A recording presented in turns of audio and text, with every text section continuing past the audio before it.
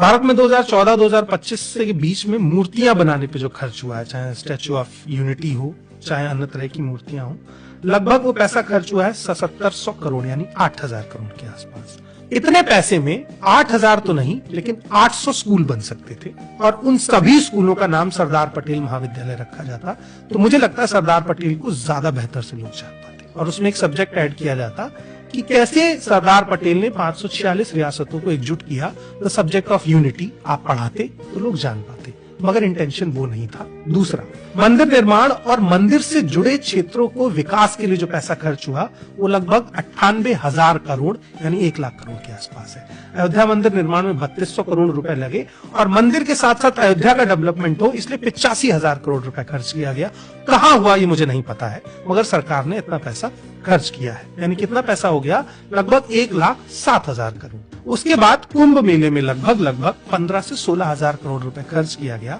कुंभ में जाने वालों के ऊपर हेलीकॉप्टर से फूल बरसाए गए, जिसमें बहुत पैसा लगता है, जिसकी कोई जरूरत नहीं थी। इससे बेहतर था कि आप ट्रेन फ्री कर देते। अगर आपको बहुत ही मूर्खता करनी थी तो आप ये भी कर सकते थे। 16-17,000 करोड़ खर्च हुआ यानी 1,25,000 करोड़ रुपए। भारत का एजुकेशन बजट इस पूरे पैसे से कम है और भारत का हेल्थ बजट भी इस पूरे पैसे से कम है। तो जब आप हेल्थ और एजुकेशन पर इन सब ढकोसलों से कम खर्च कर रहे हैं तो मैं आपसे उम्मीद कैसे करूं कि आप काम करेंगे। 85,000 करोड़ रुपए अयोध्या के विकास के लिए, अयोध्या को मैं इतने पैसे में एजुकेशन हब बना देता, इस वर्ल्ड का सबसे बड़ा एजुकेशन हब। चाइना 150 करोड़ में ऐसा इंटरनेशनल स्कूल बना रहा है, जापान ऐसा इंटरनेशनल स्कूल बना रहा है जो गवर्नमेंट स्कूल है, जहां बच्चे को 1 रुपया खर्च नहीं करना है, उसके घर से भी उसे सरकार उठा के लाएगी। और हम क्या बना रहे हैं? मंदिर, जिसमें रहने वाले पुजारियों को पैसा सरकार दे रही, सैलरी, और लोग युवा बेरोजगार घूम रहे हैं। तो इंटेंशन का फर्क है नया, हमारी नीयत नहीं है काम करने की।